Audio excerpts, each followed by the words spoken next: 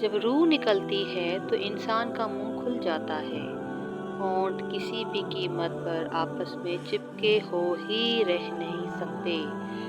रूह पैर को खींचती हुई ऊपर की तरफ आती है, फिर फेफड़ों और दिल तक रूह खींच ली जाती है और इंसान सांस एक ही तरफ यानी बाहर ही चलने लगती है।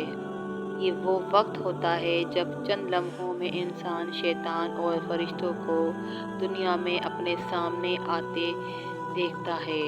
एक तरफ इब्लीस उसके कान में कुछ मशवरे देता है तो दूसरी तरफ उसकी ज़बान उसके अमल के मुताबिक कुछ अल्फाज अदा करना चाहती है। अगर इंसान नेक हो तो उसका दिमाग उसकी ज़बान को कलमा शहादत की हिदायत देता है, और अगर इंसान काफिर हो तो बददीन, मुशरिक या दुनिया परस्त होता है तो उसका दिमाग कन्फ्यूजन और एक अजीब हिब्बत का शिकार होकर शैतान के मशवरे की पैरवी करता है और बहुत ही मुश्किल से कुछ अल्फाज ज़बान से अदा करने की भरपूर कोशिश करता है। सब इतनी तेज़ी से होता है कि दिमाग को दुनिया की फजूल बातों को सोचने का मौका ही नहीं मिलता। इंसान की रूह निकलते हुए एक ज़बरदस्त तकलीफ ज़हन महसूस करता है, लेकिन तड़प नहीं पाता क्योंकि दिमाग को छोड़कर बाकी जिस्म की रूह उसके हलक में इकट्ठी हो जाती है और जिस्म एक गोश्त के बेजान लोथड़े की तरह पड़ा हुआ होता है जिसमें कोई हरकत की गुंजाइश ही नहीं रहती। आखिर में दिमाग की रूह भी खींच ली जाती है। आंखें रूह को ले जाते हुए कोई हरकत की गुंजाइश नहीं रहती। आखिर में दिमाग की रूह भी खींच ली जाती है।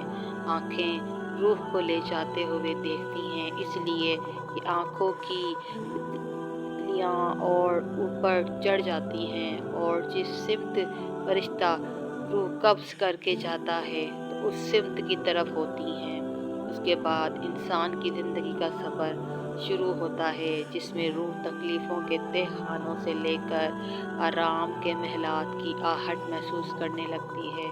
जैसा कि उससे वादा किया गया है, जो दुनिया से गया वापस कभी लौटा ही नहीं, सिर्फ़ इसलिए कि क्योंकि उसकी रूह आलम ए बरज़ख का इंतज़ार कर रही होती है, जिसमें उसका ठिकाना दे दिया जाएगा।